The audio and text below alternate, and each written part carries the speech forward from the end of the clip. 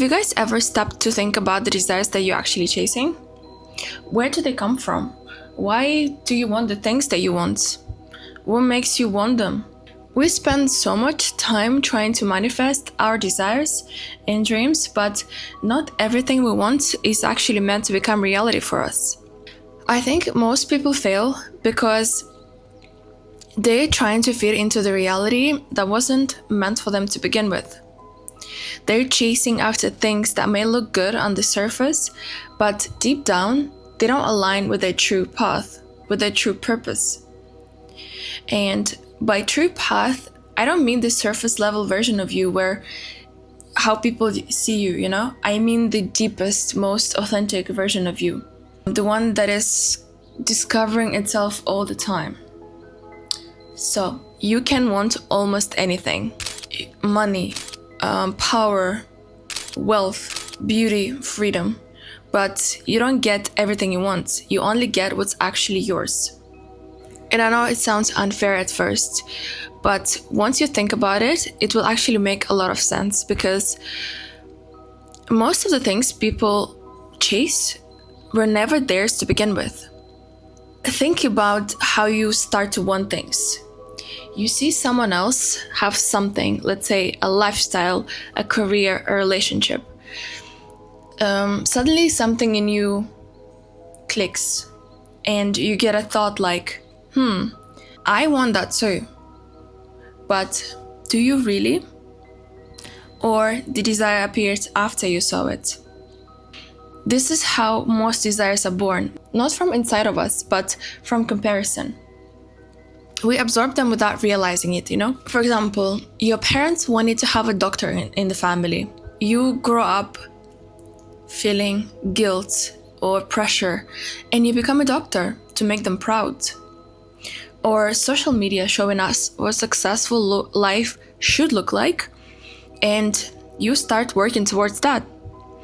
Or for example, if everyone at your job wants a certain title, you don't know if you want it or not, but because everybody wants it, you want it too. And because we never actually stop to question it, we assume that wanting something means it belongs to us. But it doesn't, okay? Let's say, if you see someone driving a very expensive car, at first you just see a person in a car. Then your mind adds, they're successful, they've made it, they probably get all the ladies, and they have a lot of friends. And suddenly, it's not even about this car anymore. It's about what the car represents. It represents certain qualities like success, validation, or status.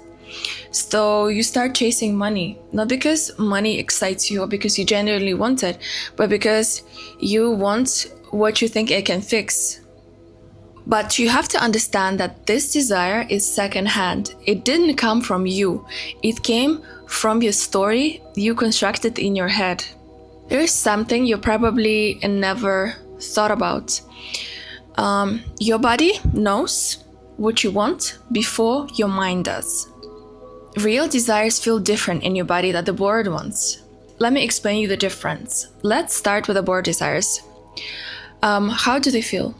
So, they feel very intense. They feel like pressure. There's lots of anxiety underneath them. They come with thoughts like, I need to have this. I don't know why, but I do. I can only relax when I have this. Once I get this, everything else will line up, you know? Real desires feel a bit different. Real desires don't create this explosion of emotions inside of you. You don't feel a rush, like, I need this right now. You don't even need to tell others about it. They're more discreet. They're more internalized. They feel like they've always been there. They feel like they've always been inside of you, but only now you start to notice them. And because they are so much quieter, most people unfortunately ignore them. People always say, I tried so hard. You know, I wanted it so badly. I did everything right, but still nothing changed. This usually happens when people chase something that doesn't belong to them. Not wrong, meaning like you don't deserve it or it's not meant for you, but in the sense that it's just misaligned with who you are and what you're here to do.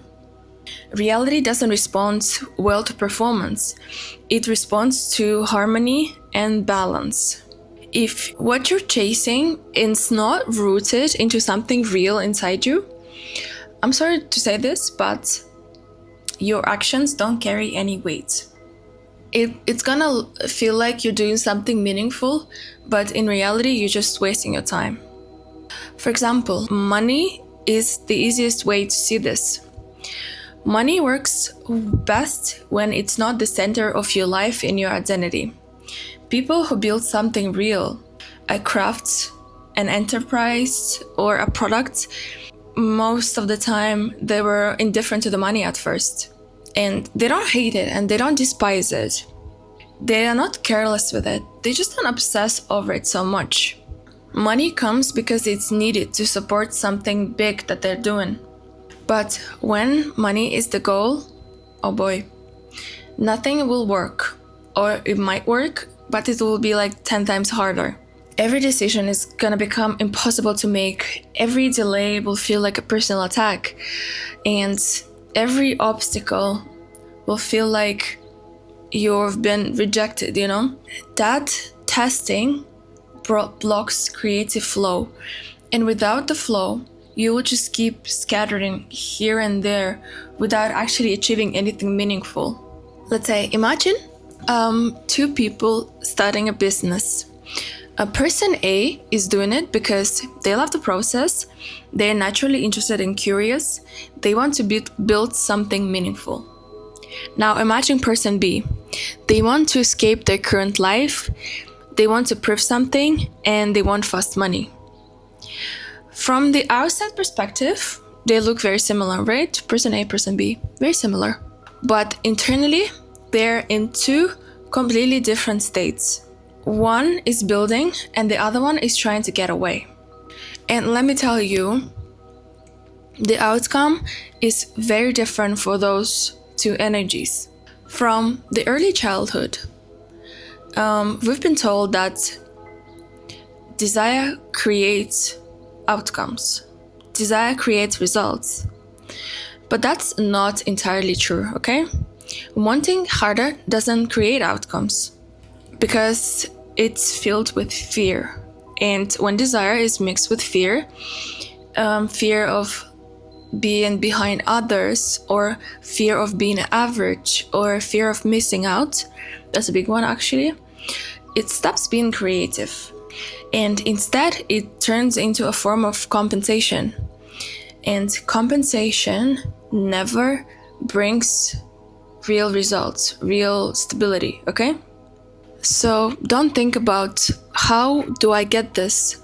Think about why do I actually want this? And then, would I still want it if nobody saw it? That question alone can filter out most desires, okay? If the answer is no, if the desire only exists when it's visible for others or impressive in some way, it's probably not yours, okay? From what I've noticed, another difference between real and borrowed desires is that real ones don't need constant explanation. You don't need to constantly convince yourself. You don't need to sell it to others. They feel internally justified already, even if they're impractical in some way, even if they don't make sense yet for you. And borrowed goals need constant reinforcement, like motivational videos online, external proof. And that's how you know that something is really off, okay? This is why sometimes, even when people do everything by the book, everything right, and follow all the rules, they still feel like they're not getting anywhere. But they might be putting in a lot of efforts, working hard, but they're really not in tune with what's true for them, you know? They're productive and everything, but it's not aligned with their deep, true purpose. Basically, that's when life starts to push back at you by giving you important feedback. It's showing you where things are out of sync, okay? Not everything that is difficult is meant to be pushed through blindly. Sometimes the reason that something feels hard is because it's not the right path for you at the moment. The struggle isn't always a sign that you should keep going, okay? Sometimes it's a sign that you should stop, or better, pause, reconsider whether you're heading in the right direction, you know? Most people get this whole thing backwards. They think that if something is meant for them, it's gonna be super easy. They will just glide through it, effortlessly achieving every goal and live their dreams. And then when things get tough, they get discouraged and think like it's not meant for them. But the truth is, listen carefully, when something is meant for you, it doesn't mean it's easy. It means your energy stays intact while pursuing it. You don't feel hollow or drained, like you're losing yourself trying to maintain it. You don't feel disconnected from your own values and desires. Now, I'm not saying that it's gonna be the easiest thing in the world. There still has to be a balance, okay? There's always gonna be some level of friction, some level of challenge. But the key is that the friction doesn't come from self-betrayal. It doesn't come from compromising your values, of sacrificing your well-being. You'll be able to navigate it in a way that feels true to who you are internally, okay? And that's the difference. When something is meant for you, it's not about avoiding challenges or difficulties. It's about being able to face it with your energy and integrity intact. So, if you want to start recognizing what's actually yours, you don't figure this out by thinking harder. You notice it by paying attention to these things. What do you do when no one is watching? What holds your attention naturally? And what feels meaningful even without immediate award? Those are your clues, okay? The hardest part is not actually discovering what is meant for you, what's your true purpose, and what is aligned with your true purpose and your authentic self. The hardest part is actually letting go of what isn't yours and what doesn't really belong to you. It's one of the hardest things ever, I would say. A lot of times we cling to our desires because they come wrapped in a certain comfort, like approval, validation, or sense of social safety. And it feels really safe. It feels like holding on to them will keep us safe and secure. And letting go of those borrowed desires can feel like a loss. It might bring fear and sadness, or even guilt, because it feels like we're giving up something important.